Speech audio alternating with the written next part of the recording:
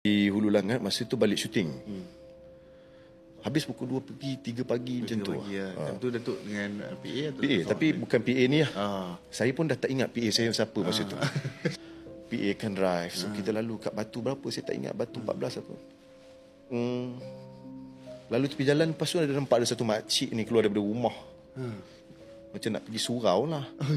So saya cakap lah dengan PA saya, lewat betul kita balik ni, orang dah nak pergi subuh dah, kita baru nak balik bro. Kan?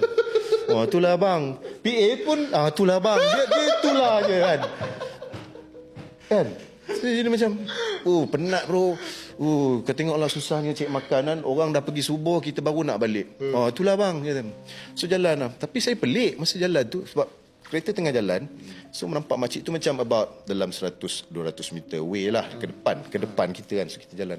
Tapi makcik tu dia jalan pelik. Dia bukan jalan straight. Dia macam jalan ketam tau. Macam ketam berjalan. Ketam jalan kan sengit. Yo. Dia macam sengit macam tu. Yo. Dia macam tu. Jalan kat tepi, side tepi. Dia jalan side ke tepi tapi dia mengalir straight. Dia straight. Yes. Straight tapi jalan ke tepi. Pakai telekung lah. Pakai kain tudung, telekung kan. Pakai tapi dia bawa. So biasa kita tahu memang makcik-makcik, nenek-nenek pergi subuh lah kan. Potonglah makcik tu. So saya tengok.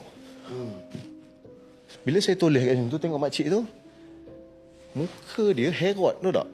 Tudung yang dia pakai tu herot. Tudung dia herot, muka dia herot. Muka dia herot. Saya macam apa benda tu ah? Saya tengok kat cermin side mirror atas tu. Sebab PA drive. Kau nampak tak apa abang nampak? Tak nampak. Abang nampak apa? Tadi makcik tu keluar pergi makcik tadi kau tak nampak? Dia tak nampak. Saya yang nampak. Saya tengok jam masa tu baru pukul 3 pagi. Belum pukul 5. 3 pagi berapa weh? 3 pagi Masa tu saya jam macam sekejap, tarik nafas sekejap. Yalah ni. Dialah. Dialah. Saya rasa macam lah, dia nak tunjuk dia dulu. Waktu Datuk tengok tu, kan dia pusing tu. Adakah dia tengok Datuk balik ataupun tak? Tak, dia jalan straight je. Jalan straight. Tapi muka dia macam hengok. Dia pakai, orang tua pakai tudung, telekung. Tapi herot, sengit. Muka pun sengit. Saya pelik lah pasal makcik. Masa sebab kita tengok makcik kan, nak pergi surau kan. Toleh lah tengok makcik. Nampak macam muka dia herot, tapi dia jalan macam tu. Jalan ke tepi. Saya rasa macam, pelik lah. Saya tengok kat cermin tu, tengok dah hilang, dah tak ada. Kat cermin side mirror atas tu, dah tak ada. Kau nampak tak? Saya tanya PA saya, kau nampak tak makcik belakang tu? Makcik mana? Dia tak nampak. Kenapa aku seorang yang nampak? Kau tak nampak tadi aku cakap orang pergi tu? Saya kan je. Lepas tu saya tengok jam, saya tengok macam pukul 3 pagi ni bukan pukul 5 orang pergi subuh apa ni saya cakap kan. Abang nampak orang nak pergi subuh tak? Macam tadi ada makcik macam nak pergi subuh yang bercakap dengan kau tadi tu.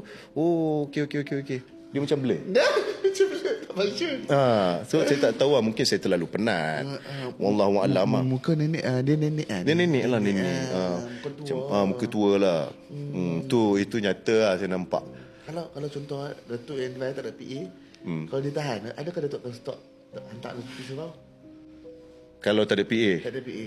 Datuk seorang. Dia dah tahan berhenti bro. Berhenti lah. Sebab kalau kau tak berhenti nanti dia akan repeat kat depan. Dia akan tanya kenapa tak berhenti bila saya tahan. Dia akan kacau.